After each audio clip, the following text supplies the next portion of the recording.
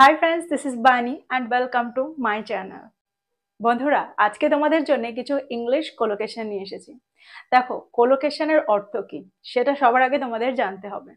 Collocation হলো কয়েকটা ওয়ার্ডের সমষ্টি, যেটা সেন্টেন্সের মধ্যে বসে সেন্টেন্সে একটা নতুন অর্থ প্রদান করে, আর যেটা ছাড়া আমরা বাক্যটাকে বানাতেই পারি না। আর বাক্যে যদি আমরা অন্য কোনো ওয়ার্ডের ব্যবহার করি তাহলে কিন্তু সেন্টেন্সটা ভুল হয়ে যাবে। তো আমাদের সেন্টেন্সের সঠিক কোলোকেশনের ব্যবহার করতে হবে, আর ঠিক সেই কারণে তোমাদেরকে কোলোকেশনগুলোকে শিখতে হবে। দেখো, স্পোকেন ইংলিশে প্রচুর কোলোকেশনের ব্যবহার হয়, আর তোমাদেরকেও এই কোলোকেশনগুলোকেই ব্যবহার করতে হবে। আর জানতে হবে যে সেন্টেন্সটাকে তৈরি করতে গেলে আমাদের ঠিক কোন কোলোকেশনটার ব্যবহার করতে হবে। এর আগেও আমি অনেকগুলো ভিডিও তৈরি করেছি ইংরেজি কোলোকেশনের উপরে, সেগুলো না দেখা হলে সেগুলো একবার দেখে নিও। ওখান থেকেও তোমরা অনেকগুলো কোলোকেশন কালেক্ট করতে পারবে। আর আজকে এই ভিডিওটাতে আমি তোমাদের জন্য টেক দিয়ে কিছু কোলোকেশন নিয়ে এসেছি। তো আজকের ভিডিওটাতেও কিন্তু তোমরা বেশ কয়েকটা ইম্পর্টেন্ট কোলোকেশন পেতে চলেছো। প্রত্যেকটা কোলোকেশনকে নোট ডাউন করো আর সেগুলো দিয়ে নতুন ভাবে সেন্টেন্স তৈরি করো। দেখো আমি কিভাবে তৈরি করছি, আর সেটা দেখে তোমরাও নতুন সেন্টেন্স তৈরি করে ফেলো। তো ভিডিওটা কিন্তু খুবই ইম্পর্টেন্ট, খুবই ফ্রুটফুল। তোমরা কোথাও যাবে না, আমার সাথে ভিডিওটা একদম শেষ পর্যন্ত থাকবে। যারা চ্যানেলে নতুন, অর্থাৎ প্রথম আমার ভিডিও দেখছো, তারা প্লিজ চ্যানেলটাকে সাবস্ক্রাইব করে নিও। তাহলে যখনই আমি ভিডিও আপলোড করব তোমরা নোটিফিকেশন পেয়ে যাবে। তো আর দেরি না করে চলো শুরু করা যাক আজকের ভিডিও। প্রথম কোলোকেশনটা হলো টেক অ্যাকশন। টেক অ্যাকশন, যার অর্থ হলো পদক্ষেপ নেওয়া। অর্থাৎ বাক্যে আমরা পদক্ষেপ নেওয়া বোঝাতে টেক অ্যাকশনের ব্যবহার করতে পারি। এক্সাম্পল দেখো, এই সমস্যাটা সমাধানের জন্য আমাদের একটা পদক্ষেপ নেওয়া দরকার। We need to take an action to solve this problem. We need to take an action to solve this problem. আরেকটা এক্সাম্পল দেখো, বৈষম্যের বিরুদ্ধে একটা পদক্ষেপ নেওয়া গুরুত্বপূর্ণ। It's important to take an action against discrimination. It's important to take an action against discrimination. তো তোমরা বুঝতে পারছো সেন্টেন্সে আমরা এই কোলোকেশনটাকে কি করে ব্যবহার করছি, অর্থাৎ টেক অ্যাকশনকে কি করে ব্যবহার করছি। আমার মনে হয় এখন তোমরা খুব সহজেই এই কোলোকেশনটা দিয়ে সেন্টেন্স তৈরি করতে পারবে। পরের কোলোকেশনটা হলো টেক টাইম। টেক টাইম, যার অর্থ হলো সময় লাগা। সেন্টেন্সে যখন আমরা এরকম অর্থ বোঝাবো তখন টেক টাইমের ব্যবহার আমরা সেন্টেন্সে করব, অর্থাৎ এই কোলোকেশনটার ব্যবহার আমরা সেন্টেন্সে করব। এক্সাম্পল দেখো, আরো ভালো করে তোমরা বুঝতে পারবে। আয়োজন করতে আমার একটু সময় লাগবে। It will take me some time to organize. It will take me some time to organize. দেখো, এই সেন্টেন্সে আমার কিছু সময় লাগবে বোঝাতে আমি টেক মি সাম টাইমের ব্যবহার সেন্টেন্সে করেছি। যদি আমি বলতাম আয়োজনটা করতে একটু সময় লাগবে, তাহলে সেন্টেন্সটা কি হতো? It will take some time to organize. তখন কিন্তু আর মি এর ব্যবহার সেন্টেন্সে করতাম না। তো সেন্টেন্স হিসাবে আমাদের কোলোকেশনটাকে ব্যবহার করতে হবে। তোমরা প্র্যাকটিস করো, যত প্র্যাকটিস করবে দেখবে এগুলোর সাথে তত তাড়াতাড়ি সড়গড় হয়ে যাবে। আর একটা এক্সাম্পল দেখো। দেখো, সেন্টেন্সে সময় নেওয়া বোঝাতেও কিন্তু আমরা টেক টাইমের ব্যবহার করে থাকি। যদি আমি বলি তাড়াহুড়ো করো না, সময় নাও, তাহলে সেন্টেন্সটা কি হবে? Take your time, don't rush. Take your time, don't rush. তো তোমরা বুঝতে পারছো এই কোলোকেশনটাকে আমরা দুভাবে সেন্টেন্সে ব্যবহার করতে পারি। পরের কোলোকেশনটা হলো টেক প্লেস। টেক প্লেস, যার অর্থ হলো সংগঠিত হওয়া। দেখো, এখানে আমরা বাক্যে যখন বোঝাতে চাইবো কোনো কিছু ঘটা বা কোনো কিছু হওয়া, তখনও কিন্তু আমরা টেক প্লেসের ব্যবহার করতে পারি। ফর এক্সাম্পল, মিটিংটা আমাদের অফিসে হয়েছিল। The meeting took place in our office. The meeting took place in our office. দেখো, বাক্যটা পাস্ট টেন্সে আছে, আর ঠিক সেই কারণে আমরা টেক প্লেসের জায়গায় টুক প্লেসের ব্যবহার সেন্টেন্সে করেছি। দেখো, এখানে অফিসে কোন একটা মিটিং হয়েছিল বোঝাতে অফিসটাতে মিটিংটা সংগঠিত হয়েছিল, এরকমটা বোঝাতেই কিন্তু আমরা সেন্টেন্সে টেক প্লেসের ব্যবহার করেছি। আরো একটা এক্সাম্পল দেখো, অনুষ্ঠানটি কোথায় হবে চলো সেটা নিয়ে আলোচনা করা যাক। Let's discuss where the event will take place. Let's discuss where the event will take place.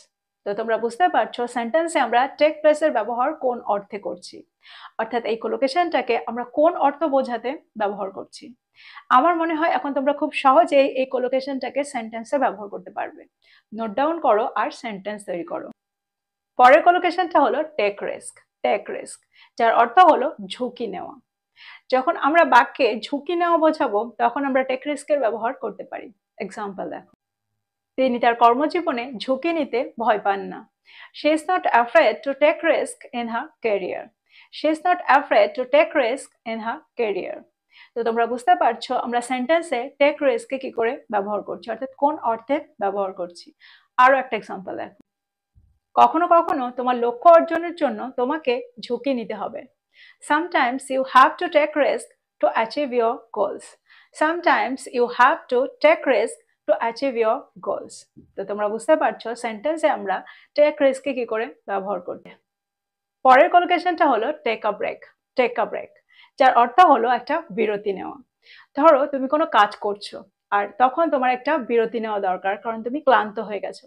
তো এরকম অর্থেই কিন্তু আমরা টেক আ ব্রেকের ব্যবহার সেন্টেন্সে করি, টেক আ ব্রেক। এক্সাম্পল দেখো, আরো ভালো করে তোমরা বুঝতে পারবে।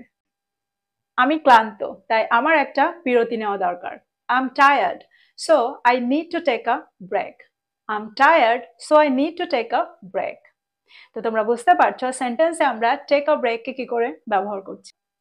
আরেকটা এক্সাম্পল দেখো, ঘন্টার পর ঘন্টা পড়াশোনা করার পরে একটা বিরতি নেওয়া গুরুত্বপূর্ণ। After studying for hours, it's important to take a break. After studying for hours, it's important to take a break.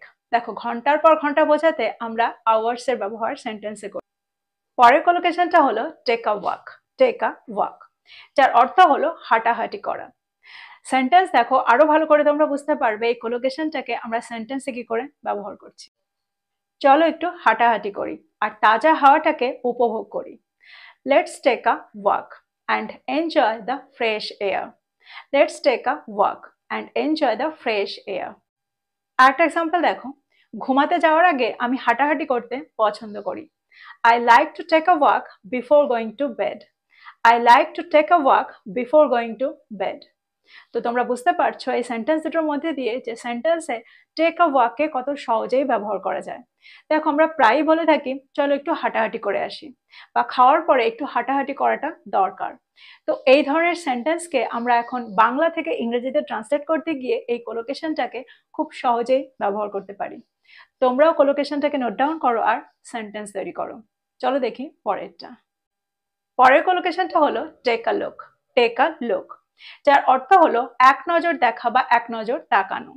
দেখো, সেন্টেন্সে এই কোলোকেশনটার ব্যবহার কিন্তু আমরা প্রায়ই করে থাকি। চলো দেখি সেন্টেন্সে আমরা এটাকে কি করে ব্যবহার করছি। এই সুন্দর ফুলটির দিকে একবার তাকাও। Take a look at this beautiful flower. Take a look at this beautiful flower. অনুগ্রহ করে এই ছবিটির দিকে একবার তাকাও। Please take a look at this picture. Please take a look at this picture.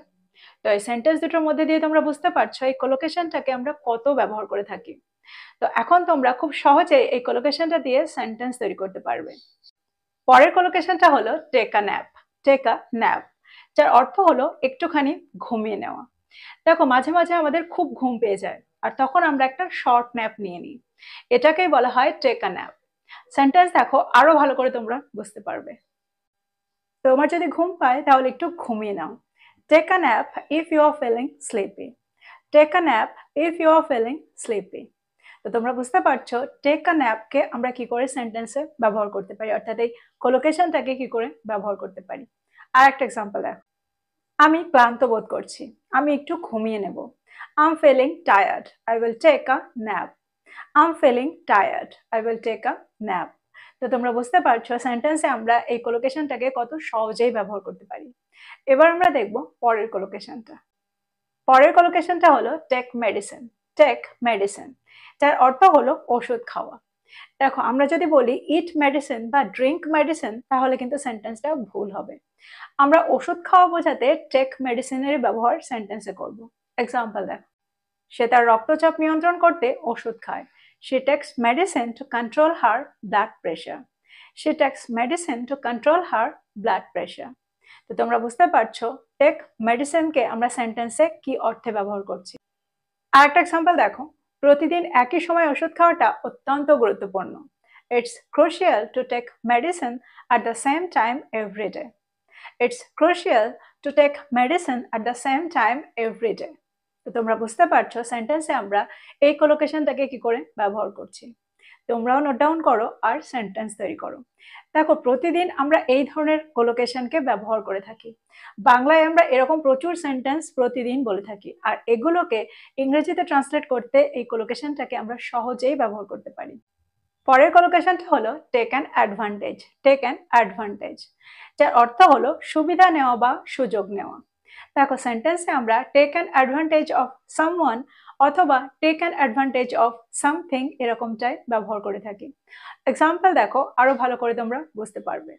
দেখো, সেন্টেন্সে আমরা দুভাবে এই কোলোকেশনটাকে ব্যবহার করে থাকি, একটা ভালো অর্থ বোঝাতে আর একটা খারাপ অর্থ বোঝাতে।